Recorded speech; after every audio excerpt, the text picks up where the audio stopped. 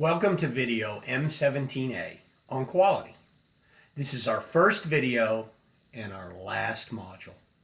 I bet you thought it would never arrive. As per the usual, let's cover the Module 8 learning objectives before we move into quality. So first we're going to discuss quality measurement approaches. Then we're going to try to apply some of those approaches for setting performance expectations. We're going to talk about management control systems, and we're going to contrast cost centers, revenue centers, and profit centers. And lastly, we're going to identify and explain types of management compensation. So this is a fairly diverse module, and we touch on a handful of a number of things. So in the US, especially after World War II, the big three automakers had the good fortune to be able to focus solely on top-line revenue. And so cars could be built to be replaced in a short amount of time. Alfred Sloan, the head of GM, pursued a policy known as planned obsolescence. And most odometers on cars read only up to 5 digits. I think that speaks to how long they expected cars to last. However, by the 1980s, this strategy was beginning to backfire. More choices of autos were becoming available to the US car consumer, and ratings of quality by consumers started to reflect the big three's lack of focus on quality. Japanese cars, long associated with poor quality up through that time, started to eclipse US cars in the rating.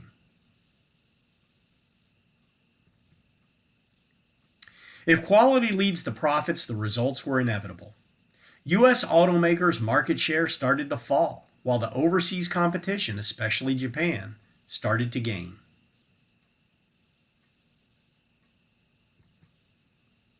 The quality of U.S. manufacturing became such an issue that the U.S. government even went so far as to establish an award for quality by companies in the U.S., in an effort to try to increase the quality of U.S. products.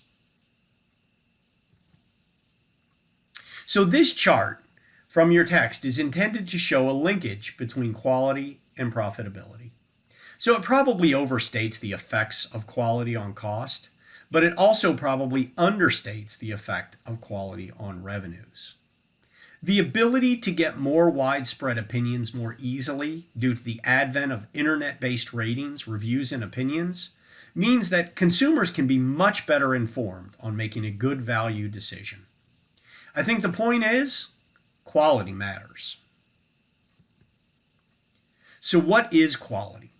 We should not be fooled into thinking that quality represents the best of anything. It often does not.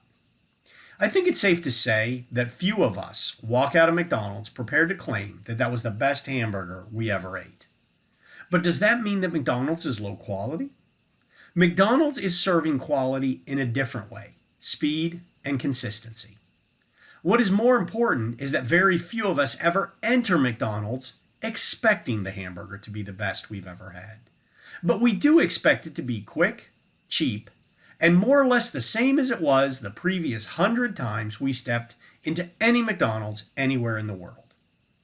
Quality is better captured as the difference between customer expectations and the product. It's the gap, not the raw measure. We can focus on two components: design quality, which is, does this product or service give me what I want?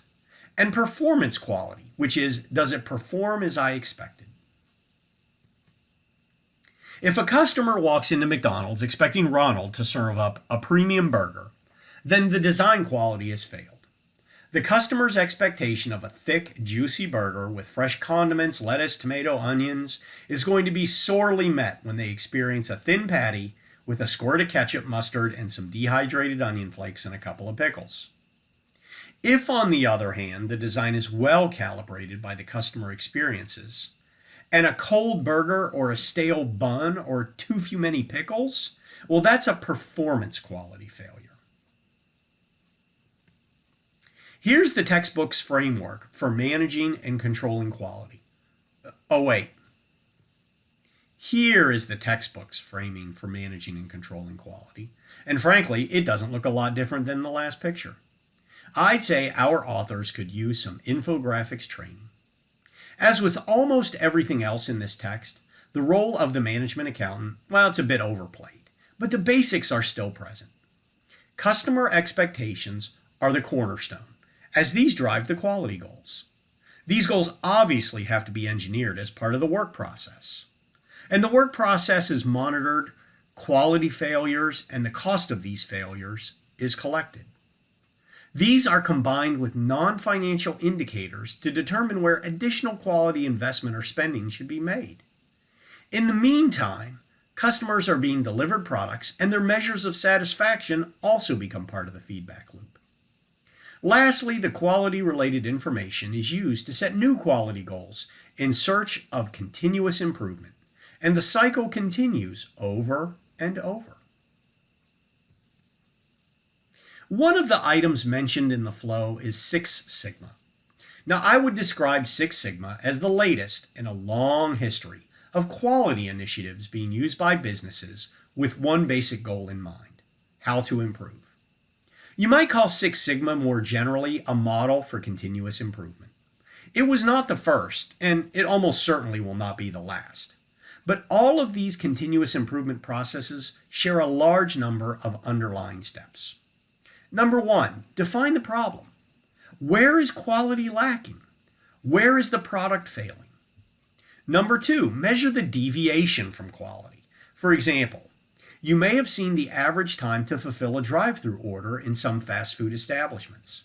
If speed is the expectation, we cannot expect speed to improve if we do not measure it. Analyze the results of the data or process. What part of the process takes the longest between order and fulfillment? What part of the process could be enhanced to make it go faster? Having the cashier or runner make beverages takes a long time. I wonder if we could improve that. 4, improve the process. The McDonald's automatic beverage system is designed to speed preparation of the beverage portion of the order.